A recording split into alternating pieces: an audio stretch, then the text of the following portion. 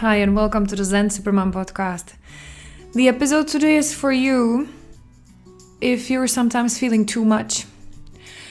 If you're feeling that people judge what you know are your strengths and they judge you based on that because either like in some way they deem it not good enough or too much, too little, weird, like not needed, not wanted, and you feel deeply misunderstood and hurt by that.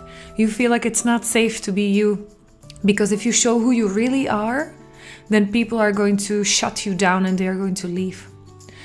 And that's not fair. It's so not fair. And this is the part that makes you frustrated, makes you feel resentful. And then maybe from a shy, quiet girl who tries to play it small, not to make anybody upset, then when it becomes too much, when they take it too far, and I don't care if it's about your parents, your friends, your colleagues, or your kids, you're giving, because being empathetic, caring, nurturer, hyperachiever who wants to do as much as possible, or if you have like the ability to plan in advance and do things really well, when it becomes too much, when you take it too far because you care so much about other people and about doing things well, then there becomes a point when from the shy girl who doesn't want to take too much space, you take it to the other extreme. And then you like go unleash the full Momzilla mode, as I call it, yeah? You let the anger come out because it's like, I've had enough. I can't take any more of this. I can't take any more of this unfair treatment of you treating me like I'm not good enough while I'm killing myself here. And nobody can see that. And if you see it, you judge it rather than praising me for that and helping me with that. How fair is that? Well, it's not. But also, the only person who can change that is you. So, if you're open to considering that, if you're ready to stop pointing fingers on the outside, how not fair that is, and how all the other people are just taking advantage of you, basically, and that's why you're here. I know, it's not your fault. But if you're ready to consider that actually it's you and only you who has the power to change this, turn this all around so that you finally can breathe and know that you are good enough, then this episode is for you. Hi, Supermom or Superdad. Alena here, your mommy tantrum specialist and the founder of the Zen Supermom system. And me and my team have helped hundreds of moms and dads start setting healthy boundaries with calm. And this is the first parenting podcast that is not about your kids, that shows you why none of the parenting techniques helped you stop yelling at your kids and how to control your emotions from jumping out so that you can be the safe, loving parent you wish you had growing up. This is the Zen Supermom podcast.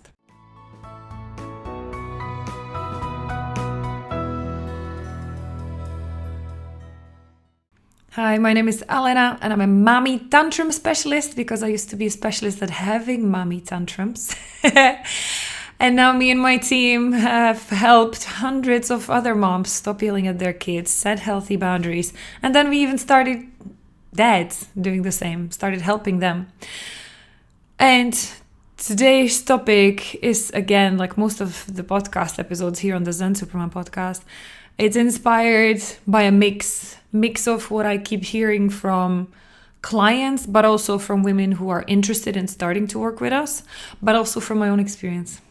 Because yeah, if you're here, chances are you resonate with my story at some level, either totally, completely, fully, or at least part of it. You know exactly what I'm talking about. And it feels like I'm spying on you, or we've been sisters, maybe in other part of the world or Europe.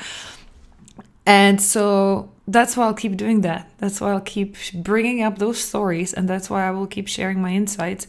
Because if it helps just one of you, then it was worth it.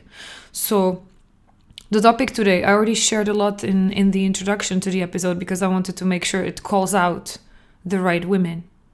So if your ears got like, oop, prickled, and if you were like, oh, this sounds exactly like me, then welcome. Welcome. And feel free to breathe, because this will be a completely judgment-free space, and I want you to give yourself at least the moment and create this as a safe space for you to be able to put down your armor, be able to put down your walls. Because if that introduction of this episode felt like I was talking about you and to you, then that would indicate you're probably super exhausted. Because that's how I used to feel. That's how I used to feel. I used to feel super exhausted of trying to pretend and to be like on my best behavior, having my guards up so that people wouldn't see all of my faults and all of the mistakes, trying to do my best not to make as many so that they wouldn't judge me, because it felt so deeply hurtful and I felt misunderstood. Yeah. And so let's unpack it, how we even got here, because this is really the first thing I want you to understand. It's not your fault. And we are not going to throw the blame on anybody else. We are not here to point the fingers, but you need to understand it's not your fault and there's nothing wrong with you. Okay. And what do I mean by that? My personal story, and see how you, to what level you resonate with that. For me, I started, no child is born that way, but very early on, I started becoming very shy, quiet, very obedient girl. And if you attended any of my free mommy tantrum trainings, then you know why. If you don't know, sign up for the training so that I explain you all of it. I'm going to skip through the why explanation here for the sake of getting further with our lives, yeah? But I started as super shy, super quiet, low self-confidence, mommy's little helper, walking on eggshells, because I could feel it when she was having too many emotions, too much stress, not enough time. So it was better to lay low, better not to do anything that would make her even more upset. So that's what I was. And funnily enough, the first time I remember, it made me feel not good enough, because until then I thought, well, I was exactly doing what my mom wants me to do, right? So it's good to be a quiet little good girl, doing everything as I'm told the first time I'm asked, because like that's what gave me at least some, like that's what protected me from a lot of unleashes that then went over to my brother, right? Because he refused to be the good boy. But the first time I remember, and I don't have like a vivid, like visual memory of it, but I remember feeling that way, was when I heard my mom talk to, I think it was like a family, it was my aunt. And she was telling her that she's not worried about my brother getting his way in his life, like being okay in life, because he's assertive and he can get what he wants. So it's like he can take care of himself. So she was saying like, yeah, like my son, he's fine, but I'm worried about my daughter, because wherever I leave her, that's where she stays. She doesn't have any, in Czech we say like she doesn't have any elbows, like you cannot push your way through the crowd. And so she criticized that in a way, she judged it. So she's like, she's a very nice girl, but I'm worried what will become with her, like what will become of her in her life, how she will be able to get through her life, because she's too much in herself and she doesn't have enough of this like energy to be resilient in life. And when I heard that, I was like, what the heck? What the heck? So me trying to be here, mom, of course I didn't tell her anything, but it made me deeply hurt inside. And I thought, how do you dare? Like, is this wrong? I thought that's what you wanted. I'm doing my 1000 perfect best so that I make you happy. And then you tell somebody else, not even me, but I overhear you, because you know how kids, they always hear what you don't want them to hear. You think they are not around, they don't hear you. I heard that. That was not a conversation I was officially part of. But I overheard that. And I was like, so who should I supposed to be then? Like my brother, he's the one who gets yelled at the most because he's misbehaving, he's not doing things. But now he's praising him to this person, and it's like, But so what is right here? Because I was trying to figure that out. I remember as I was so young, I was trying to figure this out. What is the right thing? Just tell me what the right thing is so that I can do it and I make you happy and we are good. And you don't get upset with me. And so I thought I nailed it. I thought I was doing so well. I was so proud of myself. Because I was doing my absolute best. And now I hear like, what? She's not proud of me? What, like, how do I do it then? So, if you have any like first memories of you feeling judged by your parents when you thought you were doing your absolute best and you deserved nothing but praise and love and everything, and somehow by coincidence you found out that that was not good enough, let me send you a big hug.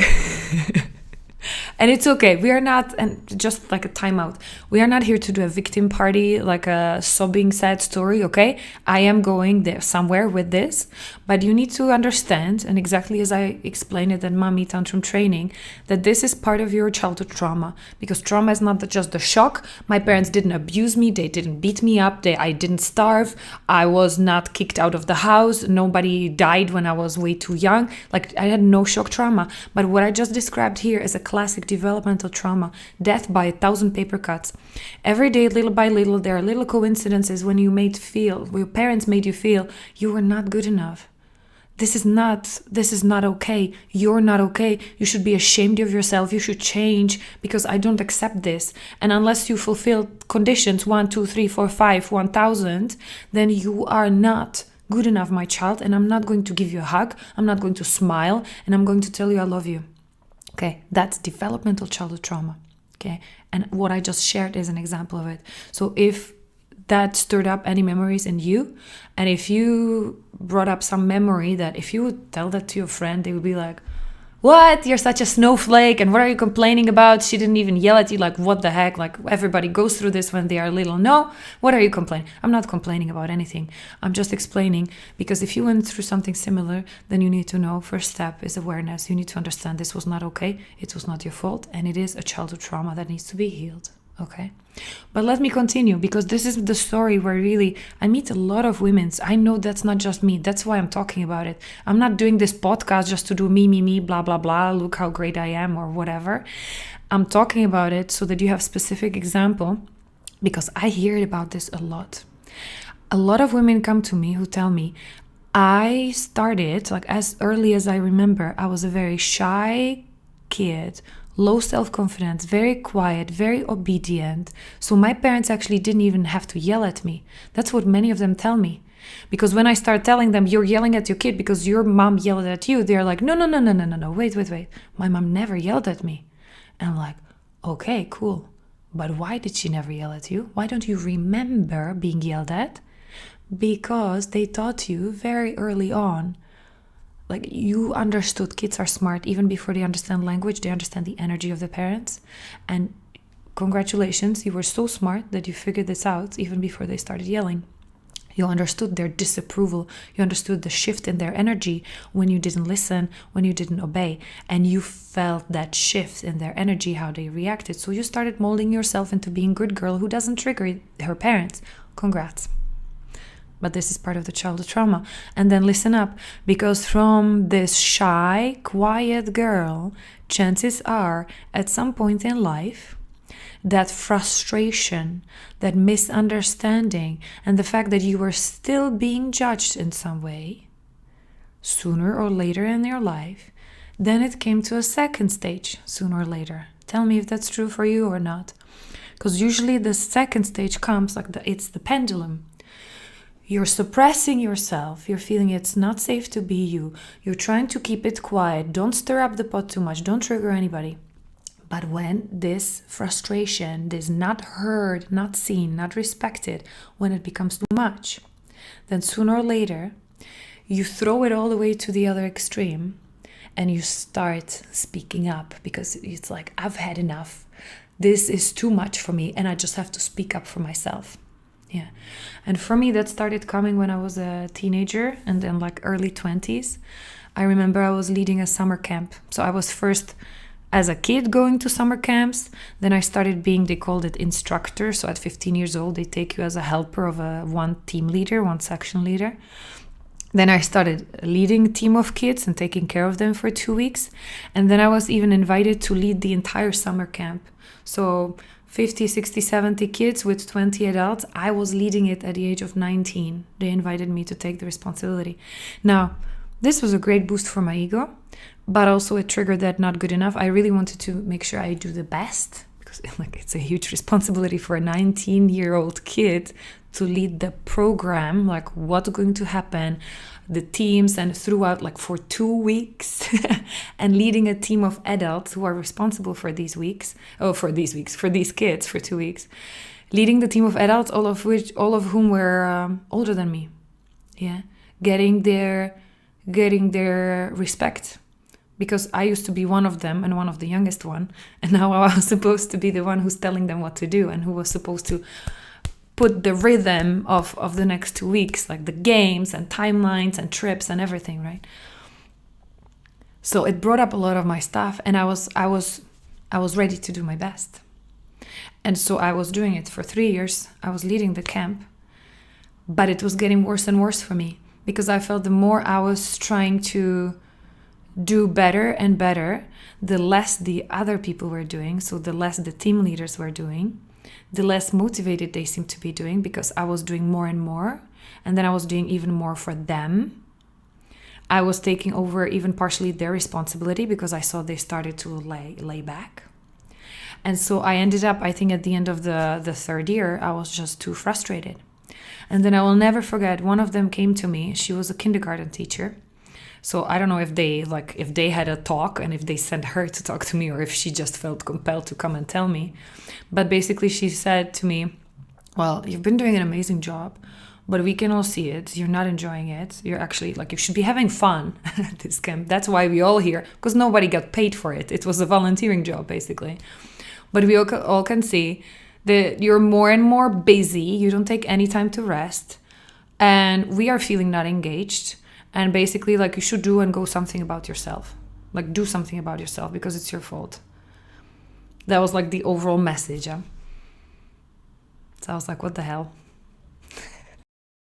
Why can't you stop yelling at your kids? And no, it's not the stress, lack of sleep, kids not listening, fighting, hitting, no support, time pressure, ADHD, hormones. No, moms around the world are doing it regardless. How? Join us for the upcoming Mommy Tantrum training and find out too. Completely misunderstood. Completely, the biggest point, and you tell me about the example that you can remember. The most hurtful thing was always for me when I thought I was doing my best. If you know you made a mistake and somebody points it out, you can be like, I know, I screwed up, sorry. But if somebody comes and tells you you're not good enough, or he points out something that you think is actually your strength, you're proud of it and you're expecting, you're killing yourself to do your best. And so then you expect at least some recognition and thank you. And at that moment, if somebody comes and taps you with the criticism, this is the most devastating thing, right? And there's always a clue. There's always a clue underneath that. And I can see it, but I can see it only now from hindsight. I can see it only now, right? As I'm looking from the future. I can see it when I look back, because there were always clues. I was always trying to do too much. I was always trying to do things for others. And I did it not because I cared and that's it was my strength, but I took that strength too far. And again, it's not my fault. It's not your fault if you're doing it now. You're doing it because you're not feeling good enough. And so you're doing more and more and more and more, because you're hoping, well, if I just do more and better and faster and for more people, and even before they ask, then at least I should get more recognition, right? There should be a linear, proportional response, right? And usually it's the opposite. Yeah. And this is what hurts so much, because you're like, somebody give me the recipe, please. I'm lost. I'm thinking that if I do better, I get more praise. And now the more I do, and I'm even killing myself, I get less. What the heck is going on? And then pointing out at the other people that they start taking advantage of it, right? So you think about your examples, because this is then what leads to you becoming really angry, aggressive, and that's where the shy girl stops screaming, like roaring like a lion and tiger, because you're like, no, I can't take this anymore. And that's when you take it to the opposite extreme and you just start destroying everything. You start putting your walls up, at least to protect yourself, because you're like, I can't take any more critic. Like it hurts too much. It's not safe to show who I am. And from now on, I'll be on my guards. And anybody who comes even close to my wall, I'm going to make sure they get out of here as soon as possible, because I can't take this anymore. Yeah.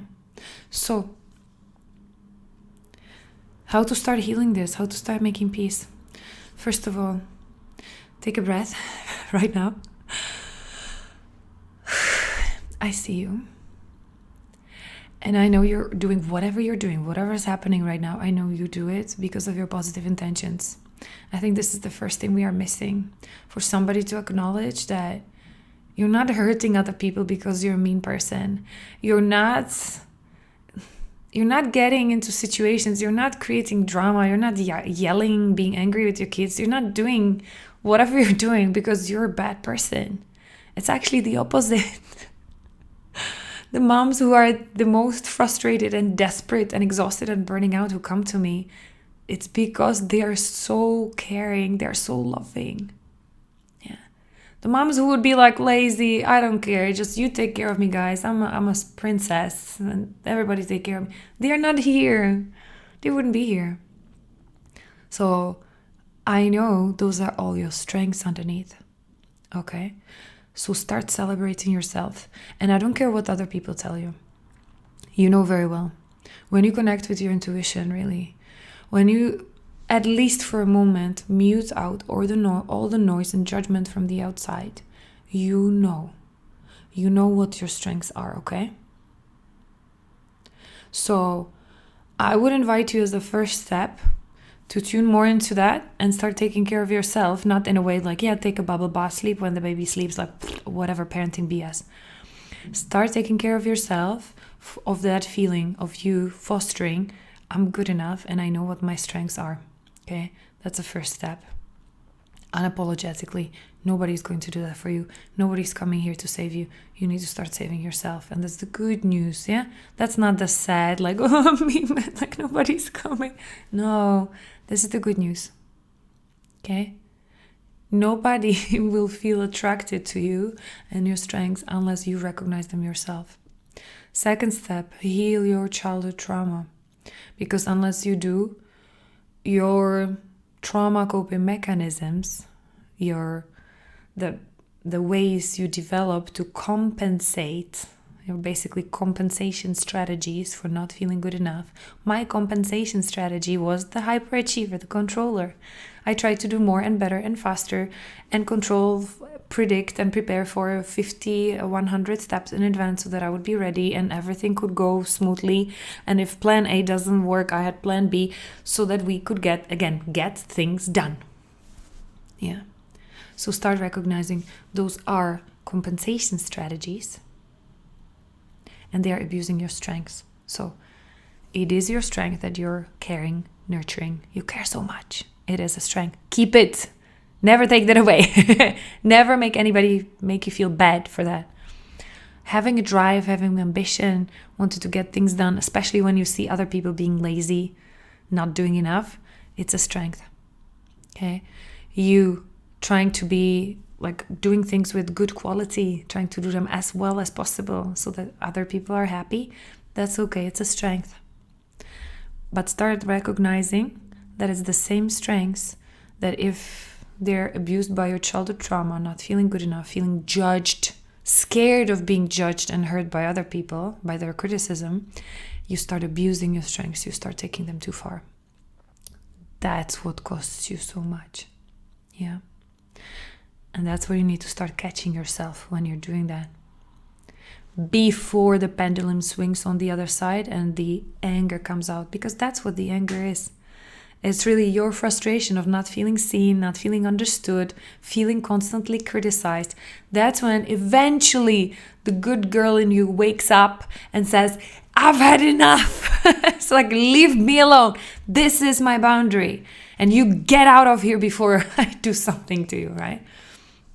So start seeing your compensation strategies and start taking care of them before they drive you way too far. Yeah.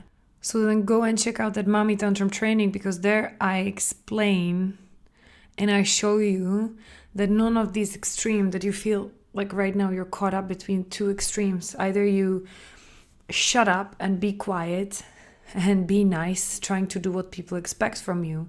But then when it becomes too much, you're like full force protesting and letting your anger out because it's like you cannot hold it anymore. It's so not fair. You feel you need to speak up. None of these extremes is healthy. And it's not only breaking and destroying relationships around you, but what it's doing the most to you is that it's feeling like it's breaking you inside. It feels like I'm not good enough and there's something I'm doing wrong and it's not safe to be me. And you're confused. If you're anything like me, then chances are you're feeling confused. Like, what do people need from me? What is the recipe for feeling like I'm okay and I can relax, right? And I would like to really invite you to consider that, like, the impact of your healing. Okay? Because that's what it's going to take. Stop looking for some communication strategies. Oh my goodness, I can't even tell you how many courses, self-development books, and how much I've done. And most of my, if I'm really honest, which I'm trying to be as much as possible in this podcast, if I'm really honest, this is one of the reasons why I started studying psychology already when I was like 15. This is it. And now, bing, this is it. Well, I remember when I was 15, I asked for Christmas, I asked for a psychology book because it was too early. There was no psychology at school, so I couldn't go and study psychology outside, officially with somebody anywhere. But I saw not in a library, but like a big bookstore, I saw a thick, heavy, like you could kill somebody with it. It was so big, so heavy, thick book. It was at least like 2,000 pages book on psychology. And my parents thought I was crazy. At 15, you want what for Christmas? Then later on, I wanted to study psychology at school. I went and studied sociology. So that's like the human being, the psychology of masses, of the entire cultures, nations, groups of people, communities, right? Then in 2015, I got certified as a professional coach. Like all of this, I did so many certifications, not just as me, client. I worked with so many coaches, mentors, so many people, always looking for the advice and always trying to find the recipe. Just tell me what to do so that I can feel I'm a good human being and that people let me know and confirm that to me as well. Because no matter how hard I tried, if I didn't do anything or then I did too much. And it's like, people choose. Just tell me, who do you want me to be so that I can be that and I can feel finally good about myself. And how crazy is that? And how crazy is that no matter how hard you try to make them happy, you will never get there fully, right? Because then something will suddenly happen and there's like, bing, another reminder, you're not good enough. It will never stop. It will never stop coming from the outside. The judgment, the expectations, that's never going to stop. The only way really what to do about it, what I learned, take it or leave it, is to heal that not good enough. And is to come at peace. It took me really a lot of time and it's still work in progress. Again, totally honest. It is still in work in progress. I'm not ever going to put myself on a pedestal to say, you should listen to me because I'm now levitating Zen here. I'm so much in peace. Nobody, nothing can touch me. No, it's like, that's not true. But this is the only way how I found I can get some peace is not to keep hiding behind the walls, because that made me feel lonely. Like, it's not safe to show myself to anybody for the fear of being judged. So I was hiding. Then I was also being chameleon. I remember in many of my intimate relationships, I was always trying to morph and be the chameleon and like what the guy, like I remember at 14, I fell in love with a guy who was a musician and he loved listening to George Gershwin. So when I found out, I went home and I started listening to George Gershwin. All of it, like Rhapsody in Blue, American in Paris. I loved it, by the way. But I realized that I loved it because it spoke to me and not because of the guy. I realized that only after I broke up with him. But totally, like anybody who would even remotely, who would even made little comment that I was okay in any way or that they liked me, I automatically started liking them back. Even if it was then turned out to be a toxic, not working relationship. But I was hooked because they gave me at least like a few breadcrumbs of that appreciation or at least acceptance. So I was hooked. I was hooked onto them and onto that relationship to keep asking for more. And I kept like the chameleon, changing myself just so that they like me even more and so that they give me more of those breadcrumbs. Because that hole inside of me was insatiable. I could never get enough so that I would finally feel okay. It was never enough. There were always more and more insecurities, more and more ways how I didn't feel I matched the expectations, right? So it starts with you. It doesn't matter how long you've been doing this. It doesn't matter how many different ways, how many books, how many courses, how many self-development videos, how many meditations on good enoughness you did. For me, not even the certifications, the professional certifications, the only ones that really finally started helping me was the childhood trauma healing, when I realized it's all pointing back into my childhood and that's where it needs to get cleaned up, because everything else that happened afterwards was a ripple effect. It was just the consequence of the problem that came to life, that started like festering in me since I was a little kid. So that needed to get healed, and it is a continuous work. Yes, inside Zen Superman program, we do it in 3 months. We teach you those tools. But me, myself, I'm practicing these tools and this self-healing for years now. And still, it happens that sometimes somebody comes with a piece of feedback, and I'm like, okay, well, let me just stop you right there and give me a moment to breathe, because like I feel I'm being judged now. And it's just like, last time I did it was a few days ago. I felt somebody was coming at me with like condescending, judgmental thing. And I know it was not her intention at all, but it translated that way in me because it hooked with my not good enough childhood trauma. So I was like, just give me a second. I need a moment to compose myself. And then I was able to continue. So this is what's possible for you too. It doesn't have to take you years. It doesn't have to take you decades. You don't have to live that way anymore. Doesn't happen overnight though. It will be a process, and most likely you will never be done with that. And still, as someone who's practicing that process, perfectly imperfect, for a couple of years now, I can tell you it's absolutely worth it. So I'm sorry, but I'll have to finish this podcast episode now because I need to go. My key message for you is that I'm sending you a big hug. You're not alone. There's nothing wrong with you, and you're perfectly fine. You don't have to change a bit about you. The only thing you might choose to do is to heal that childhood void, that not good enoughness, so that no matter what anybody says or does from now on, it doesn't touch you and you feel safe to be you. No walls. That's what I'm doing here in this podcast, right? There are no walls. What you see is who I really am. And that's the best way how I feel. I don't have to pretend anything. I don't have to waste my energy building and maintaining some walls and facade and trying to pretend and be the chameleon. Like, that's why I shaved off my head, essentially, right? You deserve to feel worthy just the way you are. You deserve to feel being worthy of love and acceptance and peace exactly the way you are right now. You don't have to change a bit about your strengths. They are your strengths. You should be proud of them. Okay? Just go and heal a childhood trauma.